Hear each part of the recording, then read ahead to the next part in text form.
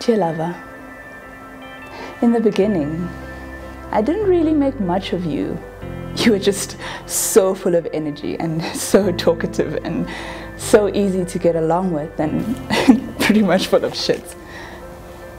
But you were charming. Dear diary of my lover, we would spend hours working and watching Marvel and DC trailers. But one day she told me she likes Spider-Man more than Batman. And that's when I knew I liked her. Not because she liked Spider-Man, but because I needed to change her mind. We were lying in my bed one evening, just talking as usual, and you tilted your head and kissed me. I had never felt my body radiate with so much heat, and my head filled up with so many emotions, and that's when I realized that I liked you. That was our first kiss. Yeah, I was falling so hard for her. She was so strong and sure of herself. But boy, did she have her guard up. And I don't blame her. So, naturally I told you about what my ex did. Because I trusted you with my fears. And you said that you would never, ever do that to me. That you'd never hurt me like that. General relationship bullshit. And I should have believed you. Because you hurt me so much more than that. Talking to her, being with her, it was almost like her love was unconditional. And I guess I took advantage of that. I was never good at keeping promises. The first time I cheated on her, she was at her grandmother's funeral. The fourth time I cheated on her, I actually stopped remembering the girls and the incidents after that. And there were many girls after that.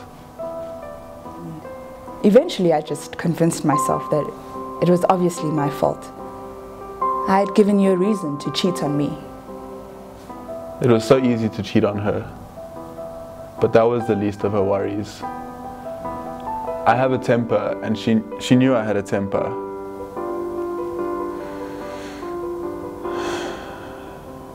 And when there's alcohol and anger involved, you know, it all just goes to shit. You were so drunk.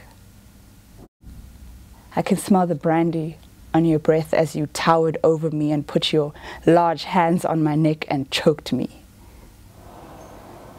And I remember screaming so loud, but not a single sound came out of my mouth. The second time I laid my hands on her, I grabbed her hair, she jerked back, and I shoved her face into a wooden block behind her.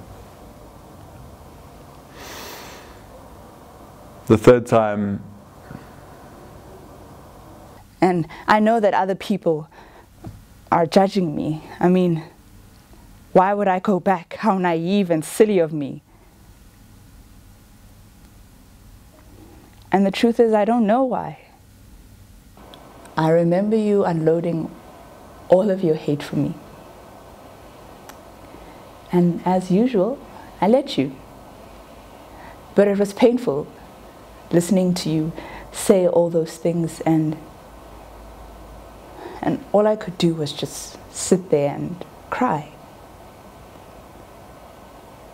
A mate came out of his house because he had heard you and he had heard me crying, so he offered me some tea and a shoulder to cry on. But before I knew it, there I was again, screaming so loud, but not a single sound coming out of my mouth. I couldn't recognize myself anymore. It wasn't me. I didn't want it to be me. It took a really, really long time to find myself again, to breathe again, to let the sun kiss my face so that I could glow again. I often think about her smile and her laugh, and it reminds me of why I fell in love with her. It also reminds me of what I did to her, how I hurt her and broke her, and all I could come up with was sorry. I just wish that I was more aware of the fact that I was never alone. All I had to do was open my mouth and say something. I will always love you, and there's a reason for that. But I love me more, and you have nothing to do with that.